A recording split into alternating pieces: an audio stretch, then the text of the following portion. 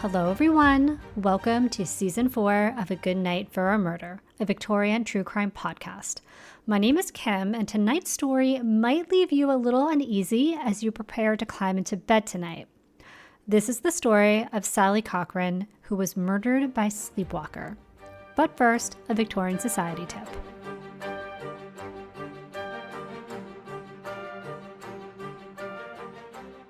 With an episode focused on sleep, plus a Patreon bonus content episode covering a second sleepwalking murder, it seemed like an appropriate time to talk about some Victorian-era sleep hacks. Now, as we'll soon learn, and as I actually see quite often, Victorians had a lot of the same problems we do when it comes to sleep and sleeplessness. One way that we do differ, though, is the practice of segmented or biphasic sleep. Segmented or biphasic sleep means splitting up your nightly sleep into two chunks of sleep with an awake period in the middle. And this was super common up until about 150 or 200 years ago. It was in fact considered the norm for centuries, probably. Anthropologists have found evidence in diaries, medical texts, literature, and more that segmented sleep was a way of life all over the world. What it looked like was that usually when the sun went down, people went to bed. There wasn't much work or socializing that could be done in the dark. Candles and oil for lamps were expensive after all. So people would go to bed about 6 or 7 p.m. or so, sleep for like 4-ish hours, then wake up and go about their business around their house. This wake window was also referred to as the watch or the watching, which sounds spooky and I love it. They would spend about an hour or two awake before going back to bed and sleeping until dawn. So what were people doing up in the middle of the night like this? For the most part, they did quiet, calm activities like read, pray, sew, write letters, dream journal. They might also visit with neighbors, spend time with family, or have sex. Because what else is there to do in the middle of the night, right? Some also used the watch as an opportunity to commit crimes, though. These court reports are one of the ways we know segmented sleep was super common. They would frequently reference things like the watch or the first sleep, which never required any follow-up explanation. I personally am undecided if I think I would enjoy segmented sleep or not, but one thing that's for certain is that society has long since shifted to one uninterrupted sleep. At least that's the goal for most people anyway. And that shift came about during the Industrial Revolution, which started roughly about the 1760s and lasted through the 1830s, with a second wave beginning in the 1870s and lasting until about the 1920s. During this time, alternatives to candlelight like kerosene, coal gas, and electricity lit up factories, businesses, and homes, allowing people to work, socialize, and patronize businesses much longer into the evening hours. But it's the Industrial Revolution, remember, so you still had to be up early for work. These gradual changes compressed the hours available to sleep to be later in the evening, leaving no room for a 1 to 2 hour awake period in the middle of the night. Interestingly, this is the same time that sleep disorders like insomnia started to become widespread. Have you ever been so tired you can't wait to go to bed, only to lie awake, unable to fall asleep, becoming more and more stressed out thinking about the sleep you're losing? Yeah, it's a pretty common experience that apparently started during the Industrial Revolution. So, seeing as this was a problem Victorians also faced, let's talk a little bit about how they'd overcome it. First, you could try counting sheep. The idiom of counting sheep to help you fall asleep actually originated about the 1860s to 1870s, although they meant it quite literally. Apparently, it was kind of a common hazard of being a shepherd that one would fall asleep from boredom watching one's flock of sheep pass through a gate one by one. It was such a common problem that the mental exercise of counting sheep to help one fall asleep became a thing. And I mean, you can try it. Have you tried it? My mom used to tell me to mentally count all of the shoes in my closet, kind of the suburban version of counting sheep, I suppose. But what about some Victorian sleep hacks that we can really use today? Well, much of the advice that was doled out by Victorian sleep experts sounds a lot like what we're told today.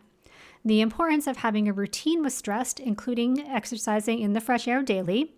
Avoiding large meals late in the evening was discouraged, as well as the use of caffeine too close to bedtime.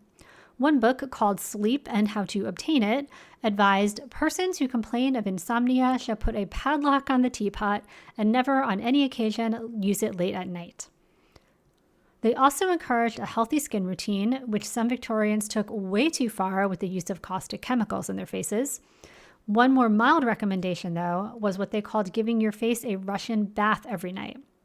It was done by washing your face with water as hot as you could stand, then immediately splashing it with cold water. This was said to shock your skin, causing tightening and blood flow to your face, resulting in a youthful glow. Other advice had to do with one's bedroom. It was advised that the bedroom should be kept cool at night and covers should be loose. Feather mattresses were discouraged as they could cause a person to sleep too hot and become sick. A mattress of horsehair or straw was the better choice. It was also not recommended to lay a carpet so that it would go under the bed, as this could promote dust and fleas. Dark and somber decor in a bedroom was also discouraged. One should opt for lighter colors with bright floral patterns for a better sleep.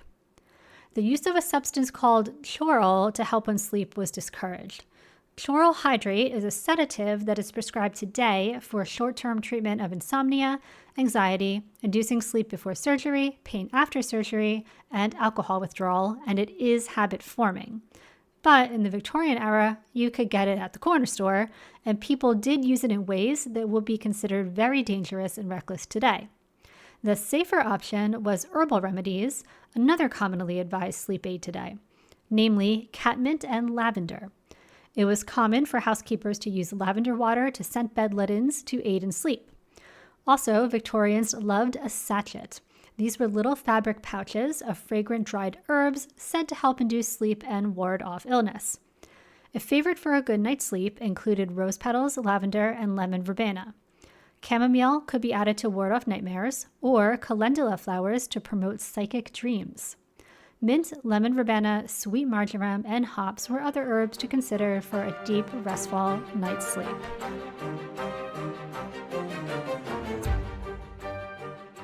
A Good Night for a Murder is a true crime podcast that does cover stories including death, violence, sexual assault, and other adult themes. Please take care while listening.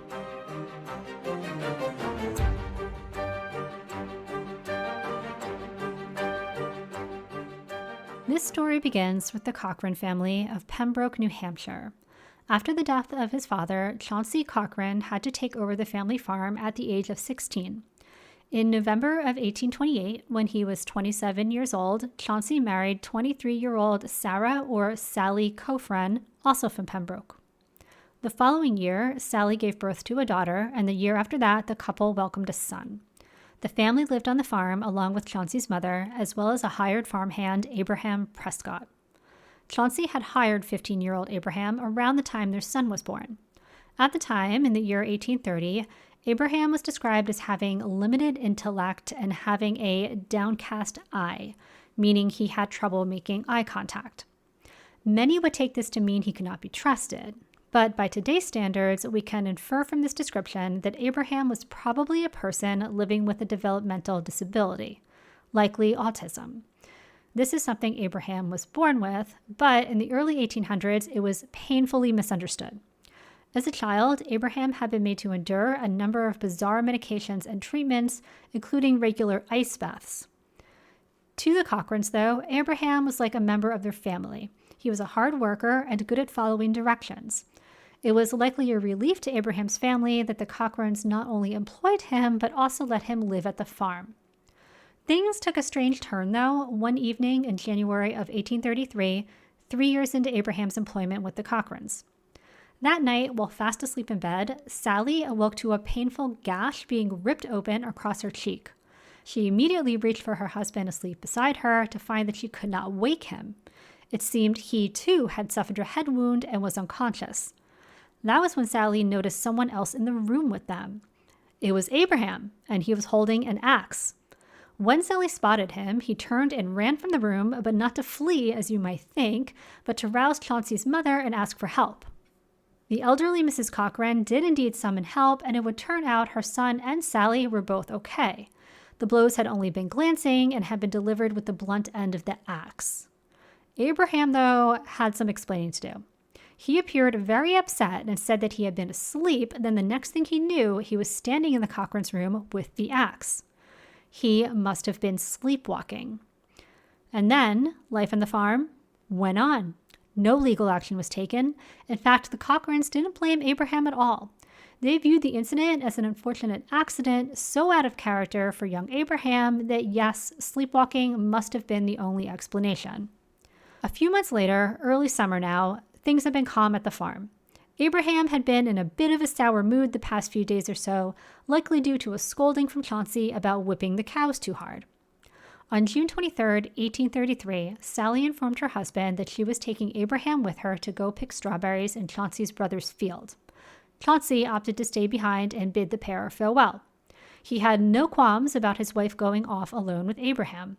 The accident with the axe, as they had referred to it, was long in the past now, and the field they'd set out for was no more than 300 feet away from the Cochran farm and in full view of at least 3 to 4 of the neighboring houses.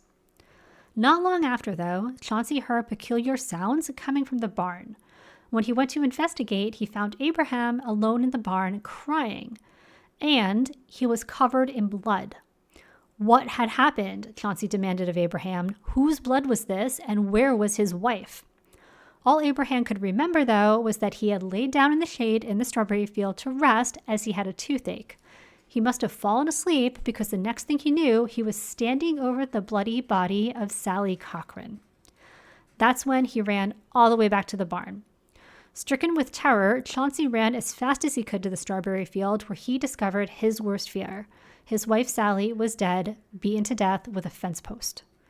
This time, Abraham was indicted for, quote, feloniously, willfully, and with malice aforethought, having taken the life of Sally Cochran. Abraham did not deny that he had killed Sally, but upheld that he had done so when sleepwalking and pleaded not guilty. The trial began in late 1834. Having no prior experience defending someone due to sleepwalking or somnambulism, as the medical texts call it, Abraham's attorney would attempt an insanity defense. Remember that historical sources point out that Abraham was likely on the autism spectrum, which was extremely misunderstood and mistreated in the 1800s. So the first thing the attorneys did was establish a history of insanity.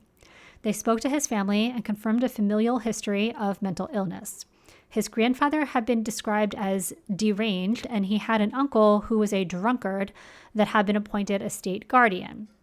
Abraham had apparently suffered fits as a child, and yes, he had been known to sleepwalk at times. Numerous doctors who had not examined Abraham testified that insanity was inheritable and could account for sleepwalking. Abraham's own doctor, though, said he did not know of any history of insanity in Abraham. Rather, his issues were due to his head being too large. Chauncey, though, stated, "I believe the devil got full possession of him," and had never noticed or had knowledge of any previous incidents of sleepwalking. Prosecutors offered a more familiar story, though, which came from the jailer who had locked Abraham up. He said that Abraham confessed to him that he'd made improper advances towards Sally and that she intended to tell Chauncey about it, so he killed her. And Abraham said, "Yeah, I said that," but only because the jailer had been badgering him so much, he just made it up to get him to leave him alone. All in all, Abraham stood by the sleepwalking story. A look back at trial testimony shows that Abraham may have believed that if Sally and Chauncey both died, he would inherit the farm. The Cochrans had said multiple times that Abraham was like family to them, and he did help run the farm. It's easy to see how someone with a limited understanding of the situation might mistake that for being literal family that stood to inherit the house and property. In the end, though, the jury did not buy the somnambulism defense, and they found Abraham guilty. However, it came out that the jurors had discussed the case publicly with one another while out drinking at a bar and at a barber shop. So on that grounds, Abraham's lawyers were able to win him a second trial. The case was heard again in 1835, but the results were the same. Abraham was guilty and would hang for his crime. The execution was scheduled for December 23rd of that year, and public opinion was running hot both for and against Abraham. Governor William Badger was in a tough spot. He wanted to respond to those opposed to the verdict, which also aligned with his own personal beliefs, but he also didn't like the idea of overturning the verdict of 2 juries. So, down to the wire now, he ordered a stay of execution until the Executive Council could meet the following month and discuss the case. Word of the stay did not reach the public, though, who still turned out en masse on December 23rd, expecting to see a hanging. When they learned there would be no execution that day, a mob of supporters for the hanging stormed the jail and demanded Abraham be turned over to them. When that did not happen, they hanged Abraham in effigy from a tree limb in front of the Perkins Hotel. At a January 6 meeting, the Executive Council determined it would not intervene in Abraham's case and the sentence would be carried out. Abraham was afraid his body would be donated to medical science since he didn't have any money for a burial. So the local townspeople took up a collection and arranged for a proper burial in the nearby town of Rumney. I could not find records of a final burial location, though. It's said that a large crowd turned out in a snowstorm nonetheless to witness the execution of Abraham Prescott. Chauncey remarried 2 years later and moved to East Corinth, Maine. He and his second wife would have 7 more children, including 2 sets of twins, though not all survived to adulthood. In Maine, he opened a general store and would represent his district in state legislature. Chauncey is buried there in the Corinthian Cemetery in Corinth, Maine, along with his second wife and children. This monument also lists Sally as being buried there in Corinth, Maine, but there is also a headstone in the Old North Pembroke Cemetery in New Hampshire with the inscription, "Sacred, to the memory of departed worth, here sleeps the remains of Mrs. Sally, wife of Sally Cochran, who was inhumanely murdered on the 23rd day of June, 1833, and the 28th year of her age." So, to my cemetery wandering friends, I'm not quite sure where she is. Interestingly, I did also find an article that describes a granite marker in a hemlock stand in Pembroke with the year 1833 on it, which is the year Sally was killed. This allegedly memorializes the actual spot where she was murdered. I've linked all of my sources in the episode blog on my website if you're interested in looking into any of this further. I am curious to know what you think of this case, though. Did Abraham commit these crimes while sleepwalking, or was the sleepwalking just a cover story? And what do you think his motives could have been? This case has the added complexity, of course, of Abraham's mental state, and overall, it's just a really, really sad story. If you're listening on Spotify, you can comment on the episode there, or if you head over to Instagram, TikTok, or YouTube at A Good Night for a Murder, you can let me know what you think there as well. I've also posted some photos of the memorials associated with the case and more. You can also see the photos and source links for this episode on the episode blog on my website at agoodnightforamurder.com. Believe it or not, the bonus content for Patreon members for this episode is another case where sleepwalking was used as a defense. Listen through the outro music to hear a short preview of this Patreon bonus content. To subscribe to Patreon and learn more about the podcast, you can visit agoodnightforamurder.com. Also, follow me on Instagram, TikTok, or YouTube at A Good Night for a Murder. Please rate and review and share with friends. Thank you for listening, and I will talk to you again soon.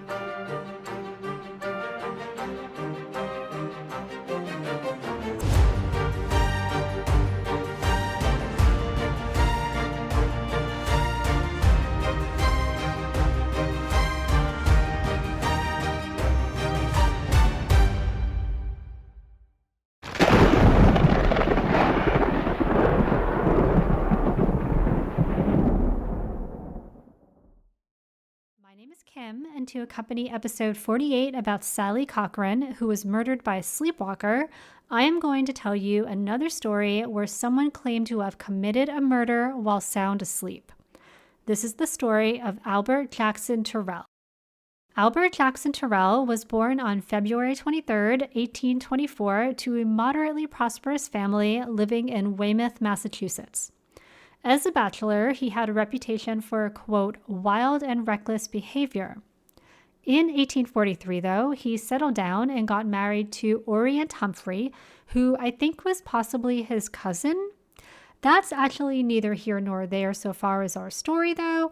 I just wanted to really paint a picture for you of rich Victorian people trying hard to keep their money in their own family. While Albert and his wife did have 2 children together, Albert never actually did settle down in the way everyone expects a married gentleman to do. He continued cavorting and gallivanting out on the town, which included enjoying the company of sex workers. In 1845, though, he actually did meet a woman who would change all of that. Her name was Maria Bickford.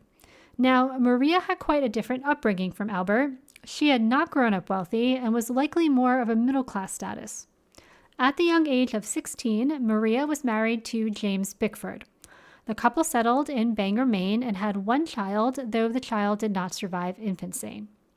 Grief-stricken after the loss of her child, her family had come to console her and encourage her to take a trip to Boston with them to take her mind off of things. Maria was immediately dazzled by life in the city, and when it was time to return home, she didn't want to go.